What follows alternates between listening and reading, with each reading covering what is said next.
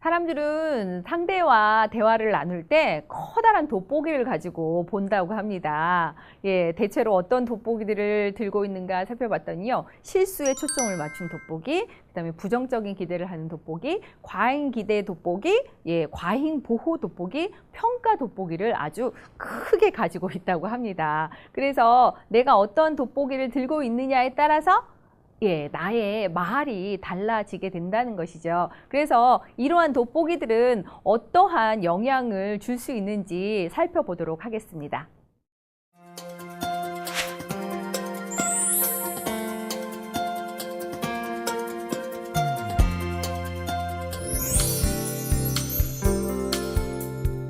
실수에 초점을 맞춘 돋보기를 가지고 계신 분들을 보면은요. 네, 잘한 일보다는 실수 그 한 가지를 크게 보시는 거예요. 그래서 너 또 실수했어? 그리고 뭐 시험을 보았는데 아이가 10개 중에 9개는 맞추고 정말로 실수를 해서 뭐 하나를 틀렸어요. 그러면은 이 잘한 것보다는 실수해서 하나를 틀렸다고 하면서 그것만 너무 안타까워하면서 이렇게 지적을 하고 계시죠. 그러다 보면 아이는 네, 나 이만큼은 잘했는데 잘한 게 훨씬 더 큰데 엄마는 내가 실수한 이 한 부분만 가지고 이야기하고 있네? 라는 그런 생각 때문에 다음부터는 실수를 하면 그것을 드러내기보다는 감추려고 하겠죠. 그러면서 서로 이렇게 변명을 하거나 그리고 자꾸 엄마가 그러다 보면은 칭찬받을 거리가 있는데도 불구하고 자꾸 실수만 들춰내다 보니까 분노의 감정이 많이 쌓아지겠죠. 그래서 엄마가 나중에는 내가 무슨 말만 하면 우리 애는 그렇게 짜증을 내 라는 이런 이야기들을 하실 수가 있습니다. 그거는 아이가 짜증스러운 아이로 태어난 것이 아니라 부모님이 어떠한 그 돋보기를 가지고 바라보시면서 대화를 나눴느냐에 따라서 달라진 결과이기 때문에 내가 혹시 실수에 초점을 맞춘 그런 돋보기를 들고 있지는 않는지 한번 살펴보셔야겠죠. 그 다음에 이제 또 많이 가지고 있는 그런 돋보기 중에 하나가 무엇이냐면 부정적 기대에 대한 돋보기들을 들고 계신 분들이 많습니다. 그래서 우리가 왜 걱정하는 마음 때문에 처음 뭐 학교에 간다든지 뭐 이렇게 원에 간다든지 했을 경우에 싸우지 말고 친구랑 사이좋게 놀아야 돼 라고 하면서 이제 이런 이야기들을 많이 합니다. 근데 벌써 싸우지 말아라 라고 하는 이야기는 뭘까요? 너 싸울 거니까 싸울 거니까 이렇게 친구랑 사이좋게 놀아야 돼 라고 하면서 그러니까 부정적인 어떤 그 행동 예원 이것을 어머님이 해주고 계신다라는 것이죠. 그렇기 때문에 이것은 그냥 쓸데없는 잔소리가 되는 것입니다. 그래서 엄마가 아이가 잘 지내길 원하신다라면 오늘 하루 즐겁게 잘 지낼 수 있을 거야 라고 하는 긍정의 기대 이런 이야기들을 해주셔야겠죠. 그래야지 아이가 그냥 하루 동안 나는 잘할 수 있는 사람이니까 잘 지낼 수 있는 사람이니까 잘 지내고 와요. 하지만 싸우지 마 싸우지 마 싸우지 마 하고 계속 이야기하면 아이의 뇌 속에는 뭐만 남아있을까요? 그렇죠. 싸움이라고 하는 그런 단어만 남아있게 됩니다. 그러면 나도 모르게 뭔가 이렇게 싸움이라고 하는 그런 상황 이런 것들에 쫓아갈 수밖에 없는 그런 무의식이 작동이 될 수도 있다는 것이죠. 그래서 내가 선택하는 그 말 한마디가 우리 아이의 정보에 굉장한 영향을 줄 수가 있기 때문에 내가 혹시 부정적인 어떤 기대를 하고 있는 그런 단어들을 그런 말들을 하고 있지는 않는지 이런 것도 한번 살펴보셔야 되고요. 그 다음에 과잉 기대를 하는 그런 대화를 나누신 분들도 많습니다. 이번에는 너 꼭 전교 1등 할 수 있을 거야 라고 하면서 엄마는 조금만 더 하면 될 것 같아서 하는 말이지만 이것은 사실 아이 입장에서 보았을 때는 굉장한 부담으로 다가올 수도 있다는 것이죠. 그래서 이것은 자기의 어떤 능력에 대한 기대치가 부모님부터 이렇게 높다 보니까 자신감을 오히려 상실한다든지 아니면 그것에 도달하지 못했을 경우에 더 크게 절망을 한다든지 그리고 부담한다든지 이런 상황들이 생겨서 아예 그것을 회피하고 싶은 그리고 이렇게 자존감이 낮은 이런 상태들로 이렇게 발달이 될 수가 있기 때문에 이런 과잉 기대를 하는 그런 돋보기는 들으시면 안 되고요. 그 다음에 아이를 너무 사랑하는 마음 때문에 모든 것을 다 해주려고 하는 괜찮아 너는 괜찮아 엄마가 다 해줄게 이런 건 엄마가 할 거야 너는 그냥 뭐 앉아서 공부만 해 라고 하면서 공부 외에는 다 엄마가 해주는 이러한 과잉 보호의 돋보기를 들고 있지는 않는지 네, 그러면 아이가 어떻게 자랄까요? 네, 창의성이라든지 뭐 자립심이라든지 이런 것들은 길러질 수가 없겠죠.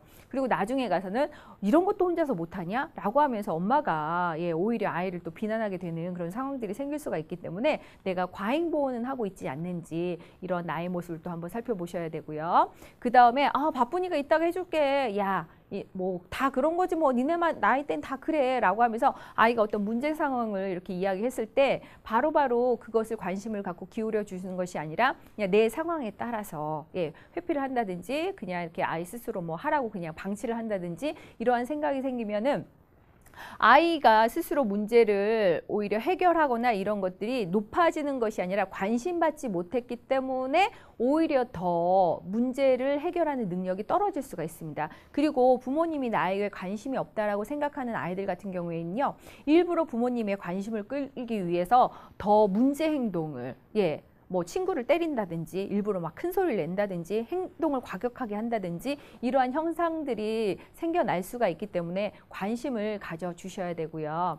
그 다음에 모든 것을 그냥 엄마가 가지고 있는 방식대로 내가 그냥 보고 싶은 방식대로 이렇게 평가를 해서 바라보는 그런 경우들도 생깁니다. 그래서 내가 아이를 어떠한 초점을 두고서 바라보고 있는지 어떤 돋보기를 가지고 바라보고 있는지를 항상 스스로 체크를 해보시는 게 대화를 나누는 데 있어서 굉장히 중요한 요소가 됩니다.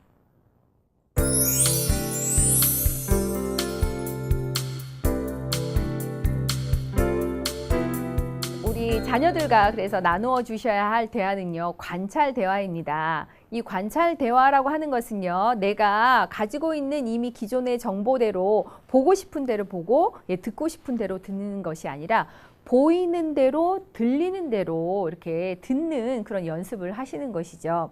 그래서 내가 가지고 있는 이미 고정관념을 다 내려놓은 상태에서 정말 그냥 보여지는 대로 감정이나 어떤 생각이 개입되지 않은 상태로 그냥 이렇구나. 그럴 수도 있겠구나 라고 하면서 그냥 바라봐 주시는 거죠. 사실 쉽지는 않습니다. 그래서 예를 들어서 내가 관찰을 하고 있는 건지 아니면 내가 그냥 보고 싶은 대로 보면서 평가를 하고 있는 건지 이런 것들을 한번 살펴보면은요. 우리 아이가 TV를 보는데 손톱을 깨물고 있다. 이거는 관찰일까요? 평가일까요? 그렇죠. 이거는 관찰이죠. 그런데 우리 아이가 TV를 보는데 손톱을 깨물고 있는 거 보니까 쟤 굉장히 산만한 아이구나. 뭐 집중을 못하는구나. 라고 하면서 뭔가 뒤에 문장이 붙으면요. 그렇죠. 손톱을 깨문다고 해서 그 아이가 산만하거나 집중하지 못하는 건 아니겠죠. 근데 이제 그러한 평가를 내리고 있다라는 것이죠. 그리고 예를 들어서 또 뭐 골고루 먹지 않으면 너 키 안 큰다? 라고 이야기하는 것은 평가를 하고 있는 걸까요? 관찰을 하고 있는 그런 대화를 하는 것일까요? 어머니들께서. 그렇죠. 골고루 먹지 않는 것을 본 것은 엄마이죠. 근데 이제 그것도 사실은 아이가 무엇을 먹는지를 구체적으로 보고 이렇게 이야기를 해주지만 엄마가 그냥 이렇게 그냥 통털어서 골고루 먹지 않는다라고 이렇게 보고 계시면서 그리고 키가 크지 않는다라는 것은 엄마가 그 행동에 대한 어떤 평가를 내리고 있는 것이죠. 그렇기 때문에 내가 그냥 보이는 대로 우리 아이는 이런 것을 먹는구나. 그리고 이런 거는 먹지 않는구나. 라고 이런 것들을 바라보시면서 그러면 그랬을 때 이것을 어떻게 개선을 시켜줄까? 어떻게 변화를 시켜주실 것인가? 이런 것들을 고민을 하셔야 되는데 그냥 내가 정말로 골고루 먹는 것만이 중요한 것이야 라고 하는 그러한 생각 그리고 골고루 먹어야만이 키가 잘 크는 것이야 라는 생각이 너무 강하다 보면은 그냥 무조건적으로 아이가 어떤 상황 속에서 이것을 먹지 않는지는 그냥 헤아리지 않은 채 내가 그냥 하고 싶은 상황대로 맞추어서 아이한테 주어주는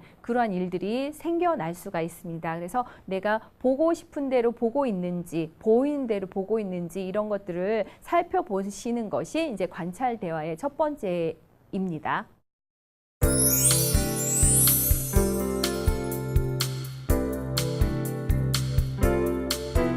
관찰 대화의 두 번째는요. 내가 원하는 것을 정확하게 표현하고 부탁을 해주는 것 또한 중요한 대화법이 됩니다. 그래서 사실 우리가 그냥 평가 대화를 하는 이유 중에 하나는 그걸 보면서 그냥 내가 뭔가 이렇게 정보와 결합돼서 내가 생각하는 대로 요구를 해줬으면 그 바람에 의해서 그냥 내 방식대로 이야기를 하는 것이거든요. 근데 그것이 어떠한 감정이 있느냐에 따라서 왜곡되어져서 전달이 되어지는 경우, 그리고 어떠한 감정이 결부되느냐에 따라서 감정적으로 그냥 전달이 되어지는 경우들이 많이 생긴다는 것이죠. 그래서 진짜 정확하게 그냥 골고루 먹으면 키가 크지 않는 게 중요한 게 아니라 엄마가 이것도 먹고 저것도 먹고 이것도 먹었으면 좋겠다라는 그런 생각이 더 강하신 거잖아요. 그러니까 이것도 한번 먹어봤으면 좋겠고 이것도 먹어봤으면 좋겠고 그리고 이런 것들을 왜 먹기를 엄마가 원하는지 그것에 대한 상황 같은 것들을 아이들한테 정확하게 왜냐하면 뭐 시금치에는 각각 음식마다 다른 영양소가 있기 때문에 이런 것들을 다 먹었을 때 몸이 잘 성장할 수 있단다 라고 하면서 이렇게 설명을 해주면은 엄마가 그렇기 때문에 네가 골고루 먹는 것을 원한다라는 것들이 정확하게 전달이 될 수가 있겠죠. 그래서 그러한 것들로 해주셔야지 그냥 골고루 먹지 않으면 키가 안 커 라고 하면서 그냥 뭔가 엄마는 이미 알고 있는 상황 속에서 이렇게 전달을 해버리면 아이는 그것이 쉽게 받아들여지지 않는다는 것이죠. 그리고 아이한테도 네가 원하는 것이 있으면 정확하게 엄마에게 이야기를 해, 부탁을 해 하는 것들이 엄마가 먼저 해보면 연습이 되어질 수가 있기 때문에 관찰 대화에 있어서 이 두 번째는 엄마가 정확하게 원하는 것을 전달을 해 주어라 라는 것입니다. 아우, 또 정리 안 했어?가 아니라 네가 가지고 놓은 장난감은 스스로 정리를 하면 정말로 좋겠어. 사실 정리하기를 바라는 것이잖아요. 정리를 안 해서 내가 힘들고 짜증나는 것을 아이한테 전달하고 싶으신 것이 아니라 그러니까 앞으로는 네가 놓은 장난감은 정리하면 좋겠어. 그러면 엄마도 힘들지 않고 그리고 네가 스스로 가지고 놓은 물건은 스스로 정리할 수 있는 어린이로 자랄 수 있으니까 서로에게 좋은 거야 라고 이렇게 이야기를 해주시면 아이들도 그냥 야 정리 안 했네? 정리 좀 해! 라고 하는 것보다는 훨씬 더 잘 받아들여질 수가 있겠죠. 그래서 아이들과 함께 보이는 대로 들리는 대로 그리고 내가 원하는 것을 정확하게 전달하는 그런 관찰 대화들을 많이 나누어 보시면 좋을 것 같습니다.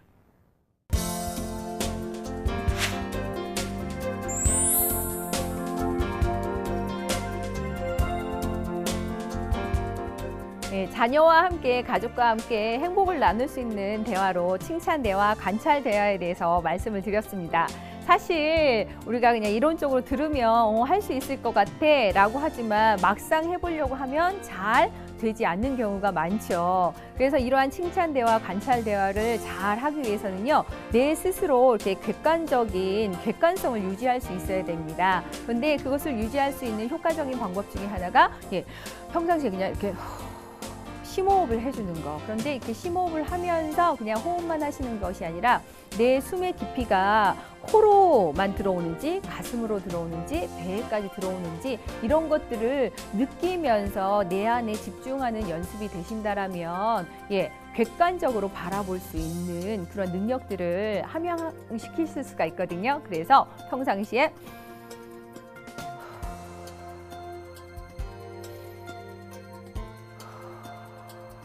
하시는 심호흡을 연습해 보시면 좋을 것 같습니다. 그래서 이런 호흡법을 통해서 아이들과 함께 행복을 만드는 그런 시간들을 많이 보내시면 좋겠습니다.